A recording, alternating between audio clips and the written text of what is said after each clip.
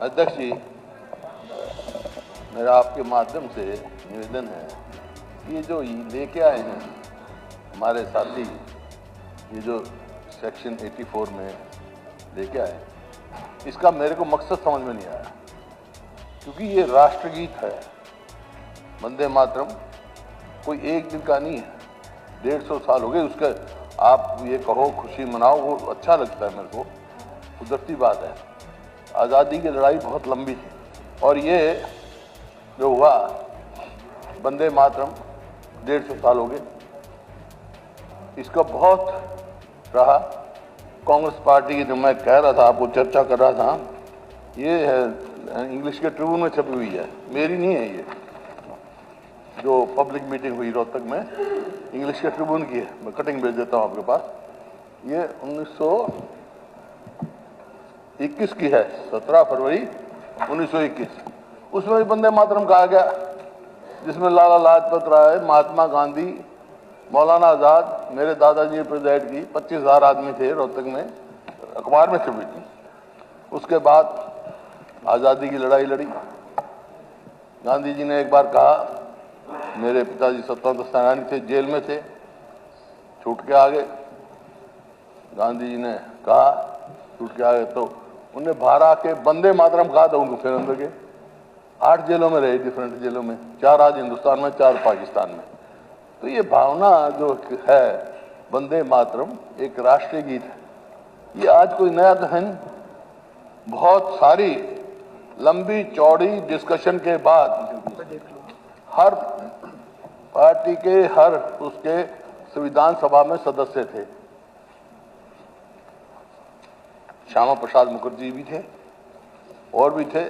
Discussion के बाद इसको राष्ट्रीय गीत अडॉप्ट किया गया, राष्ट्रगान जनगण लिया गया। तो मेरा एक ही सवाल है, आपसे भी सवाल है, सत्ता पक्ष से भी सवाल है, कि भाई जो राष्ट्र गीत संविधान, आज हम क्यों, कैसे, किसके अंतर्गत यहां बैठे हैं? भारत के संविधान के अंतर्गत बैठे हैं ना। संविधान बनाया, संविधान किसने बनाया? संविधान सभा ने बनाया आजादी के बाद, और उस संविधान सभा ने राष्ट्रगीत गीत ये अडॉप्ट किया, यूनानिमस। कोई एक भी डाइसेंटिंग नहीं था वहां, चाहे वो श्यामा प्रसाद जी हो, चाहे कोई, किसी ने नहीं उसको किया। तो आज क्या सवाल है इस बात का? तो मेरा आपसे ये आग्रह है, जो हमारे बुजुर्गों ने इतनी कुर्बानियों के बाद, इतनी डिस्कशन के बाद, जिसमें सारे स्वतंत्रता सेनानी थे उस समय संविधान सभा में, जो ये अडॉप्ट किया है राष्ट्रगीत, उसका मान रखो, उसको कंट्रोवर्सी मत बनाओ। उसमें कोई ना तो डिस्कशन होनी चाहिए मेरे विचार से, तो ना कोई कंट्रोवर्सी। या आप बता दो, जो संविधान सभा ने अडॉप्ट कर दिया हो राष्ट्रगीत, उसको आप बदल सकते हो एक लाइन भी? आपकी है इस असेंबली की पावर, बदल सकती है? कोई नहीं बदल सकती। भाई जो नहीं, तो आज लाने की क्या औचित्य थी? औचित्य क्या है? किस कोई विरोध कर रहा है इसका? कोई इसके विरोध में तो है नहीं। वंदे मातरम में सब है। जब भी कोई अपनी अधिवेशन, कोई मीटिंग करो अपनी, तो उसमें ये राष्ट्रगीत जरूर गाएं। हम तो गाते हैं, हम तो गाते हैं। आपको शायद, आप अभी वहां चले गए जब कांग्रेस में, जब पता होगा आपको, गाते थे।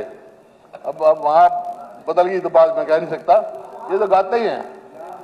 वंदे मातरम मैं कहता हूं, मैं 1917 की दिखा रहा हूं आपको, ना 21 की, 1921 की दिखा रहा हूं। ये रही, उस टाइम में लिख रखा, नीचे लिख रखा है वंदे मातरम से एंड हुआ। तो ये आज की थोड़ा ही है, ये राष्ट्रगीत है, ये सबके लिए सम्मानित है। और जो राष्ट्रगीत में आस्था रखेगा वो देशभक्त नहीं हो सकता, देश के बारे में नहीं सोच सकता। और ये राष्ट्रगीत कब बना? ये संविधान सभा ने अडॉप्ट कर दिया पूरे राष्ट्र आजाद होने के बाद। आज के हिंदुस्तान का राष्ट्रगीत ये संविधान सभा का अडॉप्ट किया होता है यूनानिमसली, उसको कोई तब्दील नहीं कर सकता है।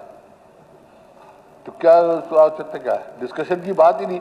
मैं कहता हूं इसमें तो कोई चर्चा ही नहीं होनी चाहिए, सबके लिए वंदे मातरम है। वंदे मातरम का तो मायने बहुत कुछ है, बहुत साथियों ने कहा, लेकिन ये वंदे मातरम माँ का उससे वो है धरती माता से, जिसको सब बराबर हैं। एक माता होगी, उसके कितने बेटे होंगे, उसको सारे बराबर होंगे, बड़ा भी छोटा भी, सब हिंदू मुसलमान सब बराबर होंगे। तो ये तो वंदे मातरम वो चीज है, तो क्यों इसको कंट्रोवर्सी में डाल रहे हो भाई? इसकी तो चर्चा ही नहीं। मेरा आपसे नर्म निवेदन है, आपसे भी मेरा ये है, इसकी चर्चा में कोई वो नहीं है।